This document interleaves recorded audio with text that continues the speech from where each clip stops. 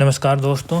तो हम वोकैब की बात कर रहे थे। तो वोकैब में हम जो सेट फर्स्ट है वो हम लर्न कर चुके हैं। इसमें 20 वर्ड्स थे और हमने डेली के 5 वर्ड्स याद किए थे। तो 5 वर्ड्स याद करके हमने इसमें एंटोनिम्स और इसमें सिनोनिम्स दोनों चीज़ें हमने देख ली थी। और ये चीज़ें हमने याद करके बहुत सारे वर्ड हम याद कर चुके थे। तो अब सेट 2 शुरू करने से पहले हम इसमें इसका सेट फर्स्ट का रिवीजन करेंगे। क्या है कि रिवीजन बहुत ज़रूरी होता है। तो रिवीजन करेंगे। तो चलिए शुरू करते हैं। हम आज के ये वर्ड देखते हैं, सेट फर्स्ट के वर्ड हैं, इनको रिवाइज करते हैं। एक बार देखिए, ये जो हमारा सेट फर्स्ट है और इसकी जो अगर आपको PDF के तौर पे ये चाहिए तो मेरे टेलीग्राम के चैनल पे मिल जाएगी, जिसका लिंक मैं डिस्क्रिप्शन में डाल दूँगा। तो हमने देखिए हम ये वर्ड याद किए थे। हमने देखिए हमारा वर्ड क्या था, पहला वर्ड क्या था, एसिडुअस। ये हमारा वर्ड था। इसका हमने लिंक क्या देखा था कि ऐसी दुआ करो कि हम लोग मोदी के जैसे मेहनती हो जाएं। तो इसका मतलब क्या था कि मेहनती, इसका मतलब क्या था कि मेहनती, उसको हम क्या बोलेंगे कि जो मेहनती होता है वो लेबोरियस होता है, डिलीजेंट होता है, शेड्यूलस होता है। इसके अलावा एंटोनिम्स की बात की तो वो लेजी, लेथार्जिक, इनएक्टिव।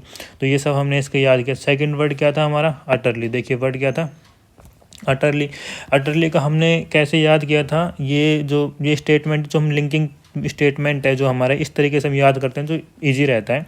तो क्या था कि जो रात में पी थी वो सुबह में कम्प्लीटली उतर ली। तो ये है हमारा मेन कम्प्लीटली। तो अटरली का मतलब क्या होता है, कम्प्लीटली। आप देख सकते हैं अटरली का मतलब क्या होता है, कम्प्लीटली। और एक्सट्रीमली, ये इसका मतलब है। तो इसके सिनोनिम्स की बात करें तो सिनोनिम्स में आप देख सकते हैं सिनोनिम्स से क्या है, कम्प्लीटली है, एब्सोल्युटली है, टोटली है। क्योंकि अटरली का मतलब यही होता है कि क्या होता है, कम्प्लीटली। जो अटरली का मतलब है वो कम्प्लीटली होता है। तो कम्प्लीटली से हम इसको इजीली कनेक्ट कर सकते हैं। इसका कैसे याद रखना है वो हम देख सकते हैं। अब अगला जो हमारा वर्ड था वो था एबोमिनेबल। देखिए क्या वर्ड था, एबोमिनेबल।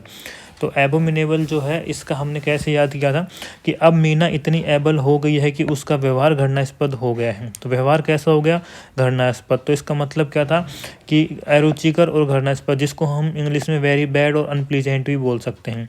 वेरी बैड और अनप्लीजेंट भी बोल सकते हैं।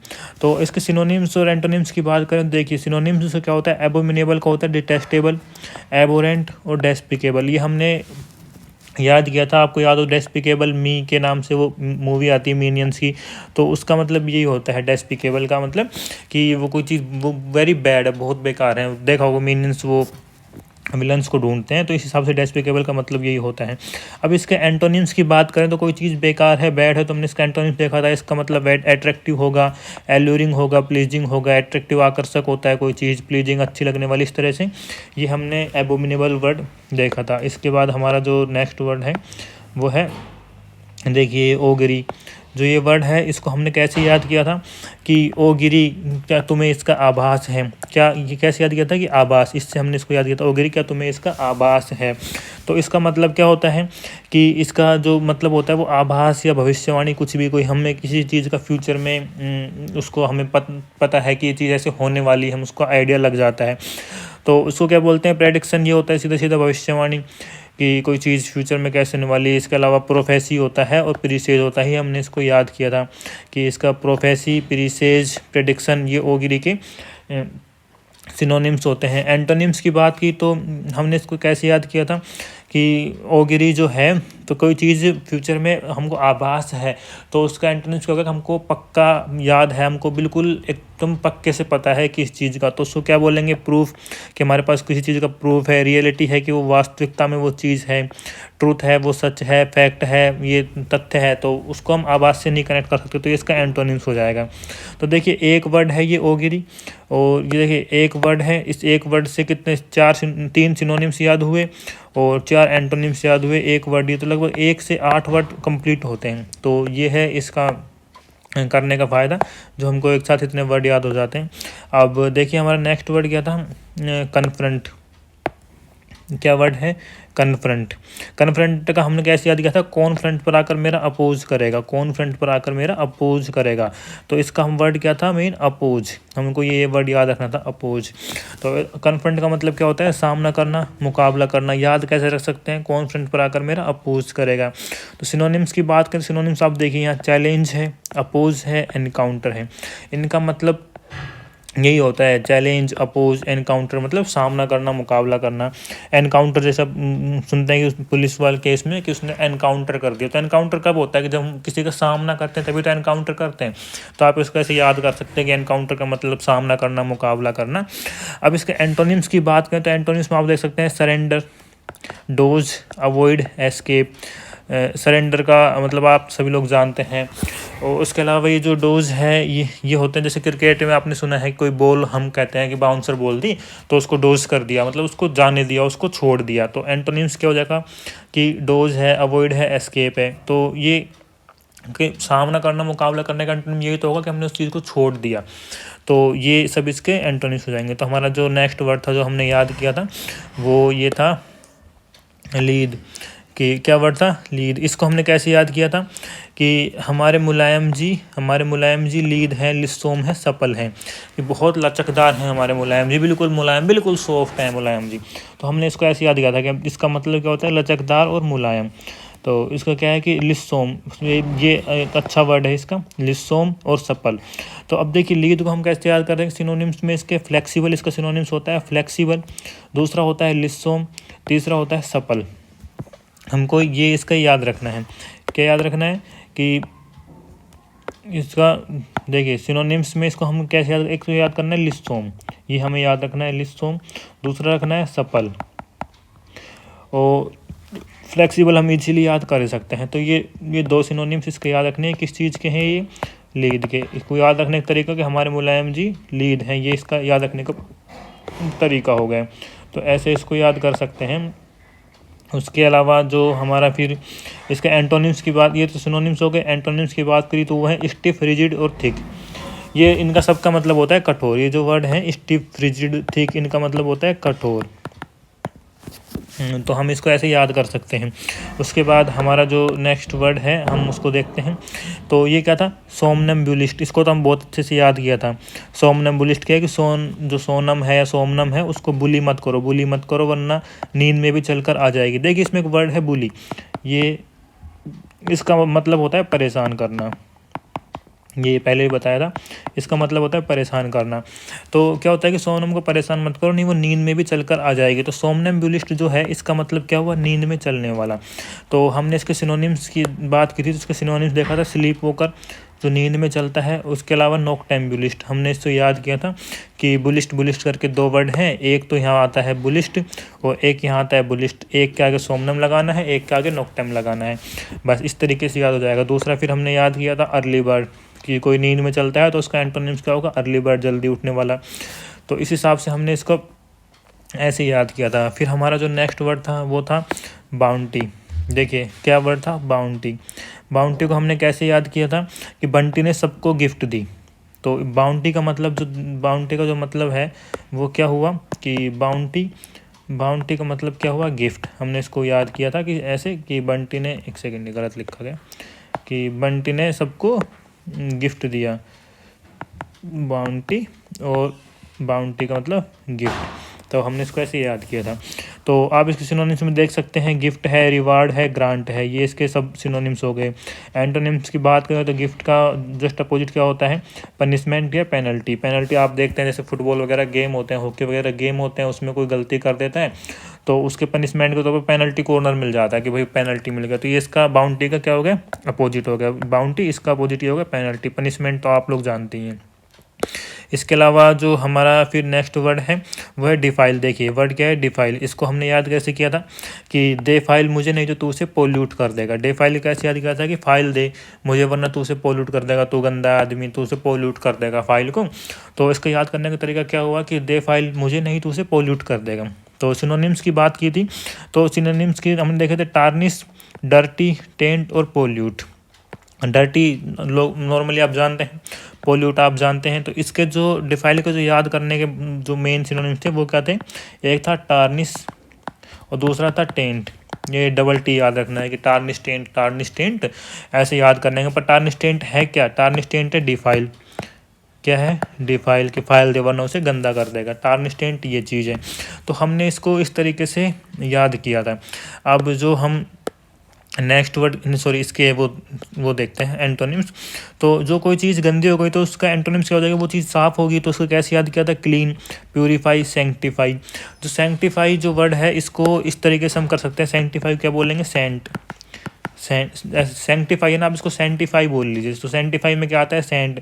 सेंट आप सभी लोग जानते हैं क्या, परफ्यूम। जैसे हमारा जो परफ्यूम होता है उसको हम सेंट भी बोल देते हैं कभी कभी। तो परफ्यूम क्या होता है, साफ होता है एकदम अच्छा, तो उससे क्या याद हो जाएगा, सेंटिफाई। तो सेंटिफाई जो होता है उसको हम ऐसे याद कर सकते हैं। और प्यूरीफाई और क्लीन का तो आप लोग जानते ही हैं। फिर हमारा जो नेक्स्ट वर्ड है वो है, देखिए क्या है, डिम्पल। डिम्पल को आप लोग, डिम्पल वैसे तो जानती हैं, गालों पे जो गड्ढा पड़ता है उसको डिम्पल कहते हैं, लेकिन फिर भी इसमें यहाँ भी लिंकिंग स्टेटमेंट दिया हुआ है कि डिम्पल के दोनों गाल पर गड्ढा है। डिम्पल नाम की कोई लड़की है, उसके दोनों गाल पर गड्ढा है, तो इसको हम ऐसे याद कर सकते हैं। तो इसका मतलब क्या हुआ, गड्ढा। डिम्पल को हम कैसे याद करेंगे, गड्ढा। अब इसको हम कैसे देख सकते हैं सिनोनिम्स इसके, कि डेंट, होलो, क्लेफ। डेंट आप जो देखते हैं, जो गाड़ियों के ऊपर डेंट पड़ जाते हैं, तो हम कई बार बोलते हैं भाई डेंट पड़ गया गाड़ी पे, तो क्या हो जाता है कि गाड़ी का कोई भी बॉडी पार्ट है वो अंदर धंस जाता है, वहाँ गड्ढा पड़ जाता है, तो उसको हम डेंट बोलते हैं। तो इस तरह से याद कर सकते हैं। एंटोनिम्स की बात करें तो एंटोनिम्स में देखिए ये एंटोनिम्स हैं, बल्ज, राइज, बम्प। ये इसके एंटोनिम्स हो जाएंगे। कौन कौन से हैं, एक बार इसको दोबारा देख लें। तो डिम्पल है, इसके जो एंटोनिम्स की बात करें, क्योंकि सिनोनिम्स आप इजीली कर देंगे, एंटोनिम्स हमको याद क्या करने हैं, बल्ज, राइज और बम्प। ये आप सभी लोग याद कर सकते हैं कि बल्ज, राइज, बम्प, ये इजीली हो जाएंगे। राइज का मतलब आपको पता है, उभरना, निकलना बाहर, इस तरह से होता है कि निकलना होता है एक तरह से। राइज का मतलब जैसे सनराइज हो गया कि सूरज निकल चुका है, इस तरह से। तो राइज इजीली हो जाएगा। तो वर्ड क्या याद करना है, सिर्फ बल्ज और बम्प। और ये किसके एंटोनिम्स हैं, ये एंटोनिम्स हैं डिम्पल के। ये किसके एंटोनिम्स हैं, डिम्पल के। तो इस तरीके से हम इसको याद कर सकते हैं। तो और हमारा फिर जो नेक्स्ट वर्ड है उसको देखते हैं। तो जो नेक्स्ट वर्ड है वो देखिए हमारा है इम्प्यूडेंस। इम्प्यूडेंस को क्या किया था कि आई एम प्यू और मैं करूँगी उसके पापा के साथ डांस। आप देख सकते हैं कि क्या था कि आई एम प्यू और मैं करूँगी उसके पापा के साथ डांस। तो ईद हमने देखा था कि डांस करना है, किसी के पापा के साथ डांस करना एक दुस्साहस होता है। क्या होता है, दुस्साहस होता है या फिर बेशर्मी होती है। इसको हम एक तरीके से और याद कर सकते हैं। कैसे कि आप इसको देखिए ऐसे भी बोल सकते हैं कि मैं यहाँ लिखता हूँ साइड में, आई एम प्यू और मैं हूँ बेशर्म। तो इसमें क्या होगा, ये जो वर्ड है बेशर्म, इसका हमको सीधा सीधा मतलब समझ में आ रहा है कि इसका जो इम्प्यूडेंस है उसका सीधा सीधा मतलब क्या है, बेशर्म। तो हम इसको ऐसे भी लिख सकते हैं कि आई एम प्यू और मैं हूँ बेशर्म। तो ये क्या हो जाएगा, इसका मतलब बेशर्म। आप यहाँ देख सकते हैं इम्प्यूडेंस का मतलब क्या हुआ, बेशर्म। अब बेशर्म को जो होता है उसको दुस्साहस होना या बेशर्म कहना, उसको हम कैसे बोलते हैं, उसके सिनोनिम्स की हम बात करें तो सिनोनिम्स देखिए आप क्या क्या होते हैं, ओडासिटी, गैल, रूडनेस। रूडनेस आप बोलते हैं ना किसी से कि भाई इसका बिहेवियर बहुत रूड है, बहुत रूड बंदा है, या कुछ भी बोलते हैं उसको हम ऐसे, तो उसका मतलब यही होता है। और जिसका देखा जैसे ओडासिटी और गैल, ये वर्ड हमको याद रखने हैं। इसके अलावा इसके एंटोनिम्स की बात की जाए तो एंटोनिम्स में सीधा सीधा क्या होगा, ह्यूमिलिटी। जैसे ह्यूमिनिटी होती है तो ह्यूमिलिटी मानवता होती है, ऐसे ह्यूमिलिटी होती है कि बहुत बिल्कुल बहुत उसमें कोई मतलब दुस्साहस वाली कोई भावना नहीं है, अच्छा है बिल्कुल, सबकी रेस्पेक्ट करने वाला, इस तरह से। मोडेस्टी होती है।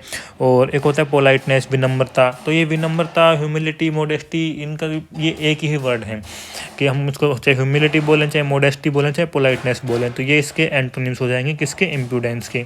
उसके बाद हमारा जो नेक्स्ट वर्ड था वो क्या था, कन्फिस्केट। देखिए वर्ड क्या था, कन्फिस्केट। तो इसका क्या हमने कैसे याद किया था, कॉन्फिस कैट मैम के पास अभी तक जमा नहीं कराया, उसके सामान को सीज कर लो। देखो इसका मतलब क्या था, हमने क्या था, सीज कर लो। तो कन्फिस्केट को हमने कैसे याद किया था, कन्फिस्केट का जो मतलब होता है वो क्या होता है, सीज। कि कोई भी जो चीज़ है, कोई भी, उसको हमने सीज कर लिया है। और इसमें क्या हम क्या सीज करते हैं कि कुछ भी चीज़, एनीथिंग, कोई किसी की प्रॉपर्टी है, प्रॉपर्टी ही सीज होती है। लेकिन इसमें सबसे इम्पोर्टेंट बात क्या है कि इसको हम विद अथॉरिटी के साथ सीज करते हैं, कि हमारे पास उसका अधिकार होता है। क्या होता है कि हमारे पास उस चीज़ को अधिकार है उसे सीज करने का। ऐसे नहीं कोई भी चला गया कुछ भी सीज कर लिया, आपके पास उसका कोई लॉजिकल रीजन या कोई अधिकार होगा, कोई ऑथोरिटी होती है आपके पास उसको सीज करने की। तो ये होता है कन्फिस्केट, की सीज कर लेना किसी के भी सामान वगैरह को। तो इसको हम कैसे बोलते, क्या क्या इसके सिनोनिम्स हैं? एप्रोप्रिएट। देखिए एक वर्ड है एप्रोप्रिएट, एक है इम्पाउंड, एक है सीज। तो हमें ये याद रखना है कॉन्फिस्केट का क्या है, एप्रोप्रिएट, इम्पाउंड और सीज।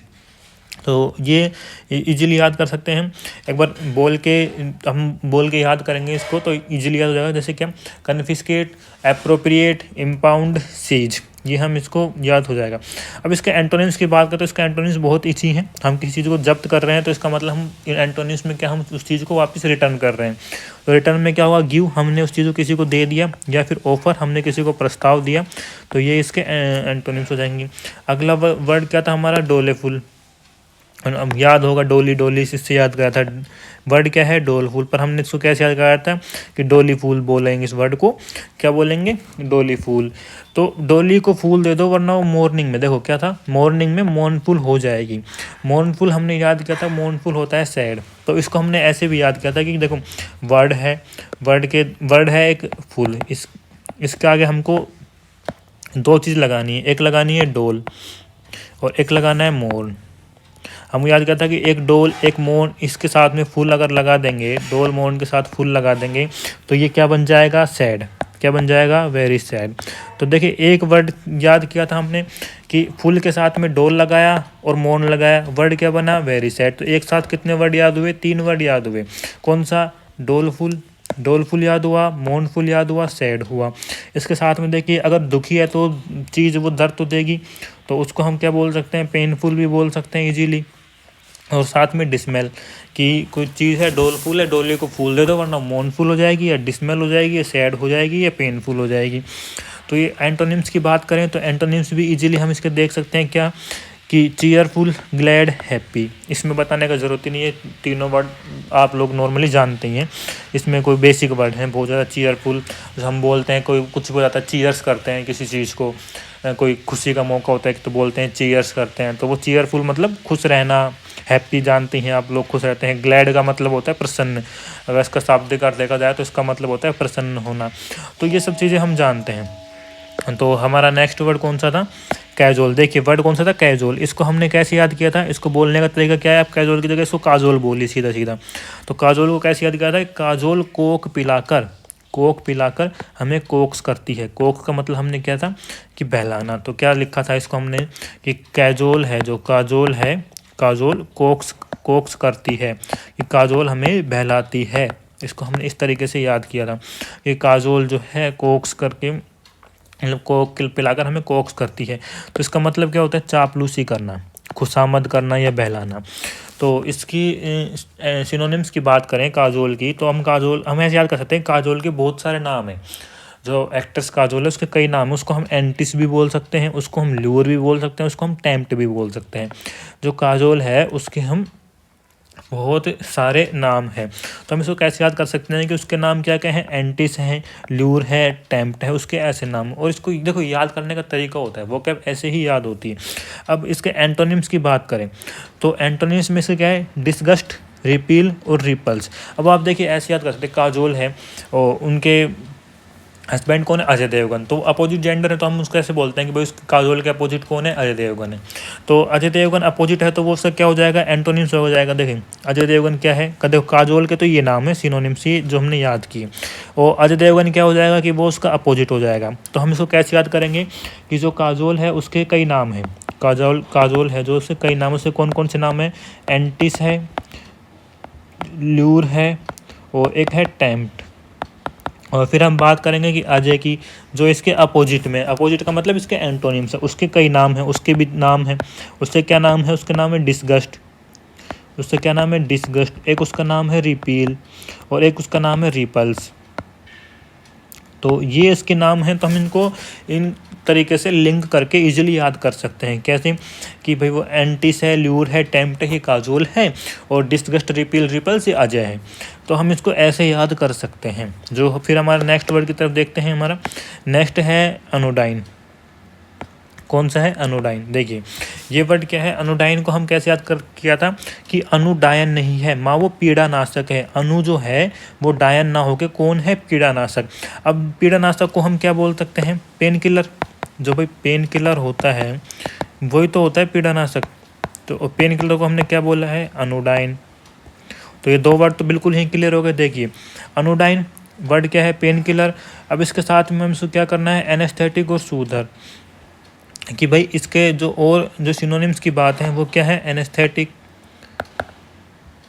THETIC, ये स्पेलिंग याद करनी ज़रूरी है, काम आ सकती है एग्ज़ाम में, ये स्पेलिंग एरर में पूछी जा सकती है। दूसरा वर्ड क्या है, सूथर, ये हमने याद किया है। तो इसका सबका मतलब क्या होता है कि वो आरामदायक है या फिर पीड़ानाशक है, ये सब मतलब होता है। और देखो एक हम ये वर्ड है बेल बेन सिनिस्टर, ये जो देखिए ये वर्ड है बेल बेन सिनिस्टर, इनका तीनों का मतलब होता है पीड़ादायक। इनका तीनों का मतलब होता है पीड़ादायक या कष्टदायक, ये इन तीनों का मतलब होता है बेल बेन सिनिस्टर। हम इनको एक साथ अगर 2 या 3 बार पढ़ लेंगे तो ये वर्ड ऐसे कि इनकी एक राइम बन जाती है, bell ben sinister, bell ben sinister एक राइम बन जाती है। तो ये इजीली याद हो जाता है कि क्या बेल बेन सिनिस्टर क्या है, पीड़ादायक वाली कष्ट वाली चीज़ है बेल बेन सिनिस्टर। तो इस तरीके से याद कर सकते हैं। हमारा जो फिर उसके बाद 16 नंबर वर्ड है वो है फ्लैगमेटिक। कौन सा वर्ड है, देखिए फ्लैगमेटिक। तो फ्लैगमेटिक को हमने कैसे याद किया था कि आडवाणी जी जो हैं उनका फ्लैग मिट गया है फिर भी वो कूल हैं। और इसका हमने एक और तरीके से याद किया था, अगर आप पुरानी वीडियो देखिए तो आपको याद होगा कि जो MSD हैं, महेंद्र सिंह धोनी हैं जो MSD हैं, वो फ्लैगमेटिक हैं, FLEGMATIC, ये स्पेलिंग भी याद रखनी चाहिए हमें। MSD हैं वो फ्लैगमेटिक हैं, कि मतलब क्या है, आप सब लोग जानते हैं कि महेंद्र सिंह धोनी है उनको कूल कहा जाता है, ये सब जानते हैं कि उनको कूल कहा जाता है। तो उसको हम अब कूल की जगह हम बोलेंगे कि MSD फ्लैगमेटिक है। तो फ्लैगमेटिक से हम लोग को याद हो जाएगा कि वो कूल है, फ्लैगमेटिक है, ये वर्ड इजीली याद हो जाएगा। तो MSD क्या है, फ्लैगमेटिक है। आप इस तरीके से भी याद कर सकते हैं कि आडवाणी जी का फ्लैग मिट गया फिर भी वो कूल है। अब इसके सिनोनिम्स की बात देखें तो एक सिनोनिम्स तो क्या हो गया, कूल, और कूल को दूसरा हम काम भी बोल देते हैं इजीली। ये कूल काम नॉर्मल वर्ड है। कूल इनका मतलब होता है ठंडा रहना, काम का मतलब होता है शांत रहना। ये इस तरह से जो ठंडा रहेगा वही शांत रहेगा। उग्र और गुस्सा ये दोनों एक दूसरे के सिनोनिम्स वर्ड हैं, और ये ठंडा और शांत ये एक दूसरे के सिनोनिम्स वर्ड। और बता दें उग्र और गुस्सा ये इसके एक जैसे वर्ड है सिनोनिम्स। तो इसका ठंडा और शांत का जो एंटोनिम्स होगा वो ये होगा उग्र और गुस्सा। अब देख सकते हैं एंटोनिम्स में अपसेट और होट, यहाँ होट से मतलब गुस्सा है। आपको वहाँ ये बताया था कि जो होट होता है इसका एक मतलब होता है गुस्सा, जो गर्म हम बोलते हैं होट का, उसका दूसरा मतलब ये गुस्सा भी होता है। और एक इसका फिर एंटोनिम्स है एक्साइटेड, अपसेट और होट। तो ये इजीली हो गया फ्लैगमेटिक। अब हमारा जो नेक्स्ट वर्ड है वो है म्यूनिफिसेंट। देखिए इसका बोलने का है म्यूनिफिसेंट, इसकी स्पेलिंग भी हमें याद होनी चाहिए म्यूनिफिसेंट। लेकिन इसको हमने कैसे बोला था कि मुन्नीफीस, आप इसको म्यूनिफिसेंट की जगह वर्ड याद रखिए मुन्नीफीस। मुन्नी फीस क्या हो जाएगा कि मुन्नी लोग जो हैं वो फीस देने में म्यूनिफिसेंट होती है। तो अब म्यूनिफिसेंट का मतलब क्या होता है, इसका मतलब होता है उदार। और उदार किस वे में, मनी के वे में, कि आप जो है पैसे देने में बहुत ज़्यादा उदार हैं। उदार को हम क्या बोलते हैं वैसे, एक बोलते हैं जेनरस, GENEROUS, ये स्पेलिंग याद होनी चाहिए, जेनरस। तो उदार को क्या बोलते हैं, जेनरस। और जो उदार होता है वो भाई चैरिटी के काम वगैरह करता है, बहुत ज़्यादा दान धर्म करता है, तो उसको हम क्या बोलते हैं, चैरिटेबल, CHARITABLE। तो इसके देखिए सिनोनिम्स की बात करें तो आप सिनोनिम्स देख सकते हैं क्या क्या हैं, जेनरस, बेनेवोलेंट, चैरिटेबल। बेनेवोलेंट का मतलब ये होता है उपकारी, परोपकारी, इस तरह से इसका मतलब होता है। तो हमने ये वर्ड देखा म्यूनिफिसेंट। तो म्यूनिफिसेंट क्या है कि वेरी जेनरस विद मनी। देखिए वेरी जेनरस विद मनी, मुझे भी ये पढ़ाते पढ़ाते याद होगा, तो आपको तो याद हो ही जाएगा। Very generous with money. तो सिनोनिम्स क्या है, जेनरस, बेनेवोलेंट, चैरिटेबल। अब इसके एंटोनिम्स की बात करें तो एंटोनिम्स देखिए हमने उस वक्त क्या बताया था कि जो लोग उदार होते हैं उसका अपोजिट क्या होता है कि कोई लालची है बहुत ज़्यादा। तो उसके हमने वर्ड क्या बताए थे कि स्टिंजी, ग्रीडी, एक क्या बताया था एक सेकंड, छोटा हो गया। ग्रीडी, और फिर क्या बताया था, माइजरली, निगार्डली, ये सब कुछ हमने बताया था। इन सब का मतलब होता है कंजूस, कि वो बहुत ज़्यादा कंजूस है। तो देखिए यहाँ वर्ड भी यही दिए हुए हैं, क्या क्या है, स्टिंजी है, ग्रीडी है, माइजरली है, एक निगार्डली और होना चाहिए था, वो नहीं है। तो ऐसे बहुत सारे वर्ड होते हैं, कोई कोई मिस हो जाता है। तो क्या है कि स्टिंजी, ग्रीडी, माइजरली, ये सब म्यूनिफिसेंट की, किसके, म्यूनिफिसेंट के एंटोनिम्स हैं। अब हमारा जो नेक्स्ट वर्ड है वो है अबेंडन। देखिए वर्ड क्या है, एक सेकंड, वर्ड क्या है हमारा, अबेंडन। देखिए कौन सा वर्ड है, अबेंडन।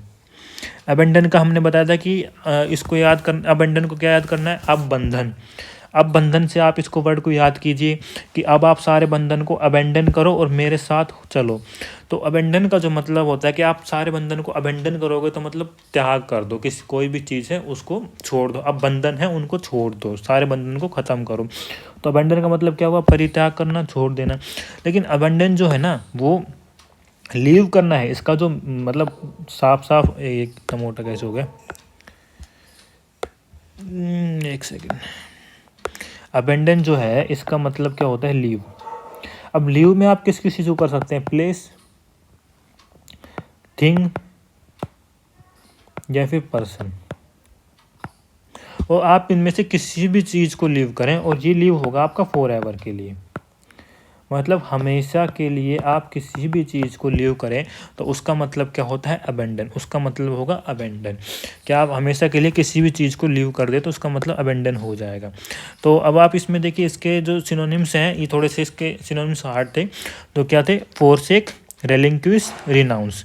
रिनाउंस जो है और रिलेंक्विश है, हमने बोला था आर से दो वर्ड हैं, एक जैसे वर्ड हैं, तो उनको याद कर सकते हैं कैसे, रिनाउंस, रिलेंक्विश, रिनाउंस, रिलेंक्विश, दो तीन बार बोलेंगे तो अबेंडन, अबेंडन, रिनाउंस, रिलेंक्विश, ये याद हो जाएगा। और फोरसेक जो वर्ड था, ये अबेंडन का ही ये सब सिनोनिम्स है, इनका सब का मतलब होता है छोड़ देना किसी भी चीज़ को। ये हमने इस तरीके से याद किया था। जो मतलब हमने पाँच वर्ड की जो क्लास ली थी, जिसमें सिर्फ 5 वर्ड कराया था, उनमें इनको और अच्छे तरीके से याद करवाया हुआ है, तो आप वो देख सकते हैं। मैं इसके डिस्क्रिप्शन में पुरानी चारों वीडियो की लिंक अपलोड कर दूंगा। अब उसके अलावा देखिए वर्ड, देखिए कौन सा है हमारा जो नेक्स्ट वर्ड है वो है, देखिए अडामेंट। क्या वर्ड है, अडामेंट। अडामेंट को हम सीधा सीधा याद कर सकते हैं, ये बोलने में अच्छा लगता है, अडामेंट, अड़ने वाला मैन, आदमी, ऐसे बोलने में इजी लगता है। तो क्या है कि एडामैन ही अडामेंट होता है। तो अडामेंट का वर्ड के मतलब क्या होता है, जिद्दी। क्या होता है, जिद्दी या हठी या अटल, ये सब इसके मतलब होते हैं। अडामेंट बोलने में लग रहा है ना कि अडामेंट, अड़ने वाला आदमी। तो हम इसको क्या याद कर सकते हैं कि इसके जो सिनोनिम्स होंगे वो देखिए, डिटरमाइंड, रिसोल्यूट और स्टबबोन। स्टबबोन होता है जिद्दी, स्टबबोन का मतलब होता है जिद्दी, इसका सीधा सीधा ये मतलब होता है स्टबबोन। और हम इसको ऐसे भी याद कर, हाँ ऐसे याद किया था हमने इसको कि जो स्टब नाम का जो आदमी है, जो स्टब है वो बोन, मतलब वो जन्म से ही, बोन से ही, जन्म से ही जिद्दी है, जन्म से ही जिद्दी है। हमने इसको ऐसे याद किया था कि स्टब बोन जन्म से ही जिद्दी है।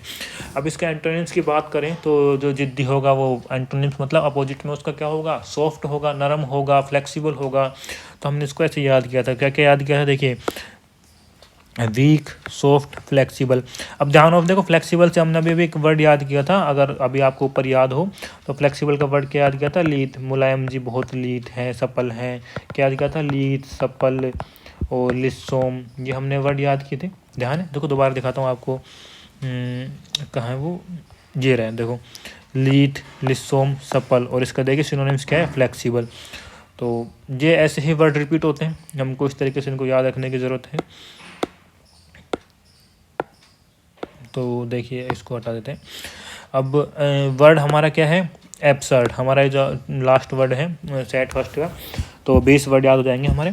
तो वर्ड क्या है, एब्सर्ड। देखिए क्या वर्ड है, एब्सर्ड। एब्सर्ड का मतलब होता है असंगत, असंगत और विवेकहीन। कोई जो चीज़ है वो अब उसमें कोई लॉजिक नहीं है, वो बिल्कुल बेकार चीज़ है। तो क्या हुआ कि गर्मी में सर्द होना एब्सर्ड होता है, कि गर्मी में आप मतलब सर्द होना मतलब गर्मी में जुकाम लगना या फिर ठंड लगना, ये सब कुछ ठंड से जुकाम लगती है ना, और किसी के गर्मी में ही लग रही है, जो कॉमन कोल्ड हो रहा है किसी को गर्मी में हो रहा है, तो वो एक असंगत सी बात हो जाती है। तो इसको हम इसलिए बोलते हैं कि ये गर्मी में सर्द होना एब्सर्ड होता है, कि ये एक असंगत होता है, तर्कहीन होता है।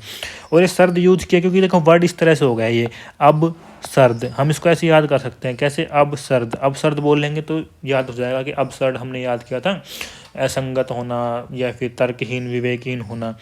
तो इसकी हम बात करें तो देखिए इजीली याद कर सकते हैं सिनोनिम्स में क्या, फूलिश, सेंसलेस, रिडिकुलस। रिडिकुलस को पहले ही बताया था, रिडिकुलस का मतलब होता है हास्यास्पद। हास्यास्पद, हास्यास्पद ऐसी कोई चीज़ जो मतलब बेवकूफ़ी भरी चीज़ है जिसके ऊपर हमको हंसी आ रही है, उसको बोलते हैं रिडिकुलस। वैसे हंसने वाली चीज़ को हम जोक बोलते हैं। क्या होता है, जोक, जोक पे हमको हंसी आती है। लेकिन रिडिकुलस क्या होता है, कोई बेवकूफ़ी वाली चीज़ है, क्या बेवकूफ़ी भरी चीज़ है और उस पर हमको हंसी आती है, तो उसको हम बोल देंगे रिडिकुलस, बेवकूफ़ी वाली चीज़ पे। अब इसके एंटोनिम्स की बात करें तो एंटोनिम्स में देखो क्या होगा, लॉजिकल,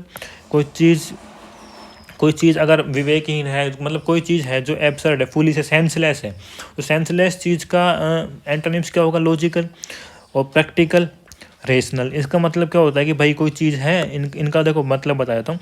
इनका मतलब क्या होगा कि कोई चीज़ जो लॉजिकल है, तार्किक है या फिर व्यवहारिक है, जहाँ आपको इस तरह से कोई किसी वर्ड का ये मतलब आता दिखे ना, तो इसका मतलब क्या है कि वो जो एब्सर्ड है, एब्सर्ड का वो एंटोनिम्स होगा। तो इसका ये मतलब होता है। तो हमने ये 20 वर्ड्स का जो सेट फर्स्ट था उसका रिवीजन कर लिया है।